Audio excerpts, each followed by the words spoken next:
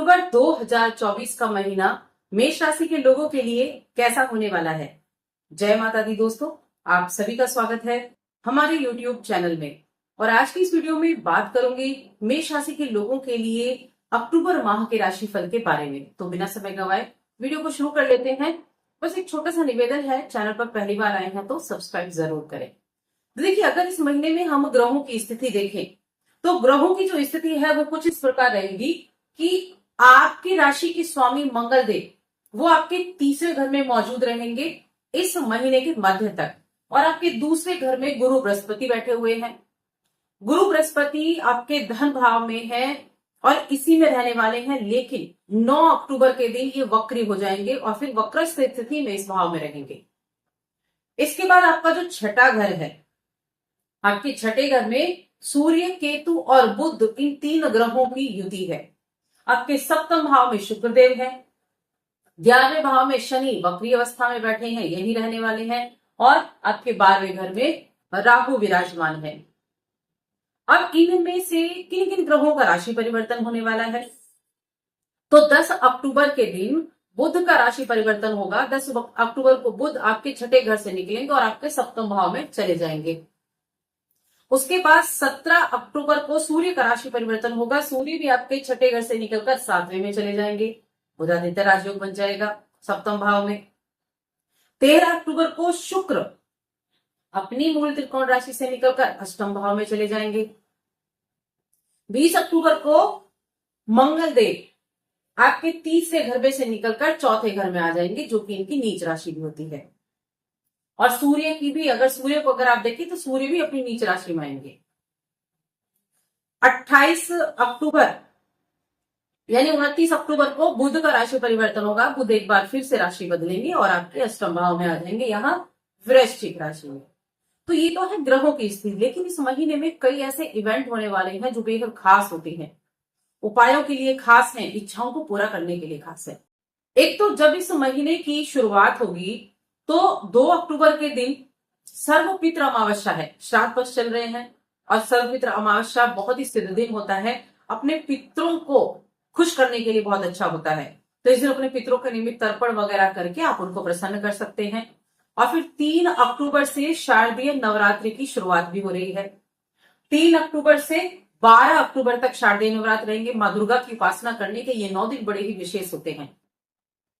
उसके बाद 16 अक्टूबर के दिन शरद पूर्णिमा का दिन है, और शरद पूर्णिमा का दिन अपने आप में खास है, मां लक्ष्मी को मनाने के लिए, मां लक्ष्मी को प्रसन्न करने के लिए। और भी कई तरह के योगों का निर्माण इस वीक में हो रहा है। और देखिए 2 अक्टूबर का जो दिन है, इस दिन सूर्य ग्रहण भी रहेगा, लेकिन ये सूर्य ग्रहण भारत में नहीं दिखेगा, तो इसीलिए उसका सूतक भी मान्य नहीं होगा। तो इन सभी का प्रभाव जो है वो किस तरह से आपके हर एक क्षेत्र को प्रभावित करेगा, चलिए जानते हैं। और सबसे पहले करियर की ही बात करेंगे कि आपका करियर कैसा रहेगा, आर्थिक स्थिति कैसी रहेगी, व्यापार कैसा चलेगा। आपके करियर भाव के स्वामी होते हैं शनिदेव, जो आपके लाभ भाव में जाकर बैठ गए हैं, यानी कर्मेश लाभेश में जाकर बैठे हुए हैं, और वो भी वक्री अवस्था में है। तो ऐसी स्थिति में काम के प्रेशर को तो बढ़ाएंगे, काम का दबाव आपके ऊपर जरूर रहेगा, मेहनत ज्यादा करनी पड़ेगी आपको, लेकिन क्योंकि आप अपने काम के प्रति पूरी तरीके से समर्पित हैं तो उस कार्य को आप पूरा कर पाएंगे। आपका बॉस भी आपके ऊपर प्रेशर डाल सकता है, परेशान कर सकता है, लेकिन साथ ही उनको ये पता है कि आप काम बहुत अच्छे से करते हैं, लेकिन इस बात को वो जाहिर नहीं होने देंगे। और उसी का रिजल्ट मिलेगा कि एंड में आपको उस काम का पूरा फल देखने को मिलेगा, पूरा रिजल्ट मिलने वाला है। अगर आप मंगल देव को देखें, आपकी राशि के स्वामी हैं और तीसरे घर में बैठे हुए हैं, तो ये आपसे हार्ड वर्क कराएंगे, मेहनती आप होंगे, किसी भी काम से पीछे नहीं हटेंगे। चाहे कोई भी काम आपने हाथ में लिया है, कोई भी प्रोजेक्ट पर आप काम कर रहे हैं, हार्ड वर्क से पीछे नहीं हटेंगे, अपनी मेहनत का पूरा फल, पूरा प्रतिफल आप प्राप्त कर पाएंगे। साथ में यहाँ शुक्रदेव भी अपनी राशि में विराजमान है, और शुक्रदेव अपनी राशि में है तो व्यापार के लिए बहुत अच्छी स्थितियां रहेंगी। आप व्यापार से बड़े अच्छे डील कर सकते हैं, आप वहां अच्छे अपनी प्रोग्रेस होते हुए देख सकते हैं। धन की स्थिति आपके लिए बहुत अच्छी बनी रहेगी। 13 अक्टूबर तक यहाँ शुक्रदेव है, उसके बाद शुक्रदेव आपके अष्टम में जाएंगे, तब आपको थोड़ा सावधानी रखनी है। लेकिन यहां व्यापार के घर में 10 तारीख को तो बुध आ जाएंगे और 17 को सूर्य आ जाएंगे, तो नई अपॉर्चुनिटीज मिलेंगी आपको। आपको सरकारी विभाग से लाभ मिलता हुआ दिखाई देगा, सरकारी योजनाओं से लाभ मिलता हुआ दिखाई देगा। और मंगल देव आपकी राशि के स्वामी हैं, ये 20 अक्टूबर को आपके चौथे घर में आएंगे और सीधी दृष्टि कहां होगी? आपके साथ आपके 10वें और 11वें भाव पे। मंगल 10वें और 11वें भाव को जब देखेंगे तो आपके काम में और तेजी देखने को मिलेगी, आपको उस कार्य का पूरा प्रतिफल देखने को मिलेगा, एक स्थिरता आपके काम में आ जाएगी, आप अपने नाम और पहचान बना सकते हैं। तो करियर के मामले में ये जो महीना है बहुत अच्छा साबित होने वाला है। अब अगर देखिए छठे घर में आप देखें तो सूर्य, केतु और बुध विराजमान है। सूर्य आपके 5वें घर के स्वामी है, छठे घर के स्वामी बुध है और केतु यहां बैठे हुए हैं। तो ये भी क्या कर रहे हैं? नौकरी में आपके काम के प्रेशर को तो बढ़ा रहे हैं, लेकिन स्थिरता भी रहेगी, स्थिरता भी आपके लिए रहने वाली है। जो महीने के बाद का पूर्वार्ध का समय है, यानी कि जो मध्य माह के बाद का समय है, किसी प्रॉपर्टी में निवेश करने के लिए बहुत अच्छा है, किसी जमीन की खरीद फरोख्त करने के लिए बहुत अच्छा है, मकान का क्रय विक्रय करने के लिए काफी अच्छा ये समय रहेगा। उससे पहले आप ना करें, कोई धोखा दे सकता है, उससे पहले कोई किसी तरह के नुकसान की संभावनाएं ज्यादा हो सकती हैं। जब सूर्य का राशि परिवर्तन हो जाएगा, मंगल यहां आ जाएंगे 20 अक्टूबर को, तब आप इन चीजों की तरफ मुड़ सकते हैं, तब आपके लिए प्रॉफिटेबल समय भी रहेगा। राहु यहां विराजमान है आपके 12वें घर में और छठे घर में दृष्टि भी डाल रहे हैं। तो ये, और गुरु को अगर आप देखें तो देखिए गुरु बृहस्पति धन भाव में बैठे हुए हैं और गुरु बृहस्पति भाग्य के स्वामी है, 12वें घर के स्वामी भी हैं। वक्री अवस्था में आ जाएंगे तब गुरु की दृष्टि यहां से 1 2 3 4 5 यहां होगी, तो शत्रुओं को थोड़ा सा यहां कमजोर कर देंगे, लेकिन धन की स्थिति को अच्छा करेंगे, खर्चा बढ़ाएंगे। ऐसी स्थिति रहेगी कि बिना वजह की चीजों पे आप खर्चा कर सकते हैं, कि खर्चा बढ़ेगा लेकिन आमदनी लगातार बनी रहेगी, आमदनी आती रहेगी, पैसा आपके पास आता रहेगा। बस करना क्या है? खर्चे को कंट्रोल करना है, व्यर्थ की चीजों पर, बिना वजह की चीजों पर पैसा खर्च ना हो, इसका ध्यान रखना है, लेकिन पैसा जरूर आपके लिए आता रहे।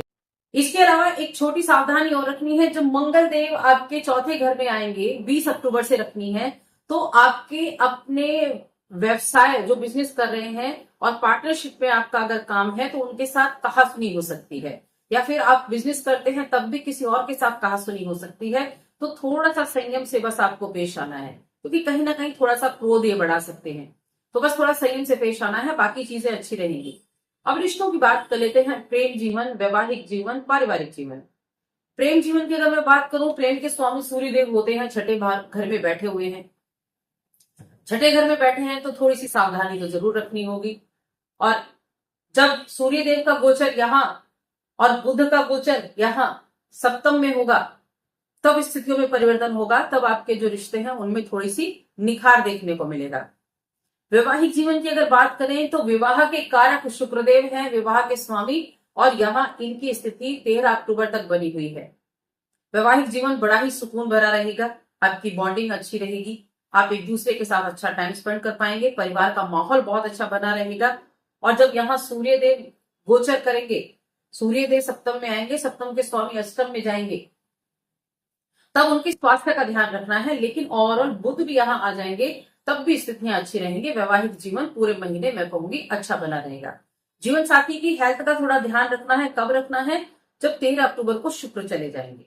तो हेल्थ इश्यू होते हैं तो समय पर चिकित्सक के पास जाएं, थोड़ी सी सावधानी रखें तो चीजें बड़ी आसान हो जाएंगी। तो वैवाहिक जीवन के लिए अच्छा है, पारिवारिक जीवन के लिए भी काफी अच्छा ये समय बना हुआ है। परिवार का भाव यहाँ, और ये 9 अक्टूबर को वक्री भी हो जाएंगे, वक्रस्थ स्थिति में रहेंगे। चौथे घर में मंगल देव आ जाएंगे, तो पारिवारिक जीवन अच्छा है, आपके भाई बहनों के साथ अच्छा रहेगा, भाई बहनों को जमीन जायदाद का लाभ मिलेगा, अपने भाई बहनों के साथ अच्छी बॉन्डिंग आपकी बनी रहेगी।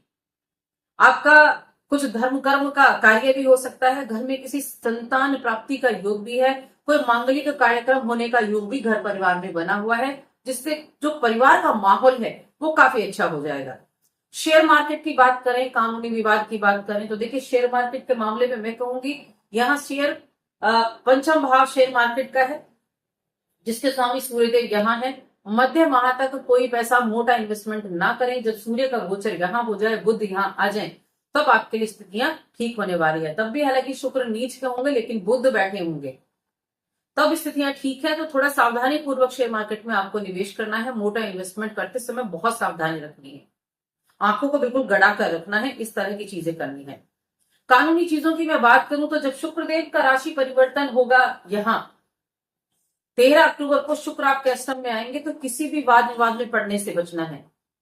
किसी भी ऐसी चीजों से बचना है जो कानूनी से जुड़ा हुआ हो, कानूनी विवाद से दूर रहें, वरना मुश्किल भी पड़ सकती है। तो इन चीजों का खासतौर पर आपको ध्यान रखना है। स्टूडेंट्स की बात कर लेते हैं।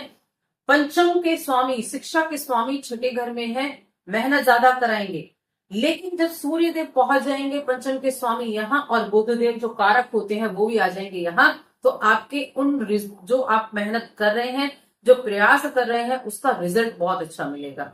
यानी कि शुरुआत कैसी हो, अंत बहुत अच्छा होगा। तो मेहनत करने से पीछे ना हटे स्टूडेंट। अपने रिजल्ट के इंतजार कर रहे हैं तो महीने के मध्य के बाद रिजल्ट आता है तो बहुत शुभ देखने को मिलेगा। फिर से कहूंगी, शिक्षा के क्षेत्र में आपको मेहनत तो करनी ही होगी, क्योंकि मेहनत का ही प्रतिफल आपको अच्छा देखने को मिलेगा। तो उस चीज का तो आपको ध्यान रखना है। अब हेल्थ की बात कर लेते हैं। तो हेल्थ का ध्यान रखना है, क्योंकि छठे घर में जहां 3 ग्रह मौजूद हैं, वहां 13 को शुक्र भी अष्टम में आ जाएंगे। पेट संबंधी चीजें, दिक्कतें हो सकती हैं, अपच की यानी कि डाइजेशन की प्रॉब्लम हो सकती है। और इसके अलावा अगर देखा जाए इस कुंडली में, तो स्वास्थ्य थोड़ा कमजोर रह सकता है, रोग प्रतिरोधक क्षमता थोड़ी कमजोर रह सकती है। तो हेल्थ का ध्यान रखना ज्यादा आवश्यक है। हेल्थ अच्छी है तो सब कुछ अच्छा है, तो सारे काम अच्छे हैं, सारे कामों पर फोकस रहेगा। तो इग्नोर नहीं करना है बस हेल्थ, इस चीज का ध्यान रखना है। अब उपाय की बात करते हैं। तो देखिए, उपाय के लिए इस महीने में बहुत सारे इवेंट ऐसे आने वाले हैं। अमावस्या तिथि हो गई, यहाँ शारदीय नवरात्रि हो गई, शरद पूर्णिमा हो गई। शरद पूर्णिमा के दिन आप एक उपाय जरूर करें जो बहुत अच्छा है, जो धन के लिए आप कर सकते हैं। इस दिन आपको क्या करना है, इस दिन आपको 5 कौड़ी लेनी है, हल्दी की, साबुत हल्दी जो होती है वो लेनी है, गांठ जिसको बोलते हैं। इन दोनों को अपने पूजा स्थान में रखें शरद पूर्णिमा के दिन, और अच्छे से जब आप पूजा पाठ कर लें विधि पूर्वक, उसके बाद अगले दिन इन दोनों को उठाएं, एक लाल रंग की पोटली में, थैली में, या फिर पीले रंग की पोटली या थैली में उनको रखें, और उसको गांठ लगा के अपने घर की तिजोरी, ऑफिस की तिजोरी, यहाँ कहीं भी रख सकते हैं। बहुत अच्छा उपाय होता है। धन की देवी माँ लक्ष्मी है, लेकिन धन के कारक गुरु है।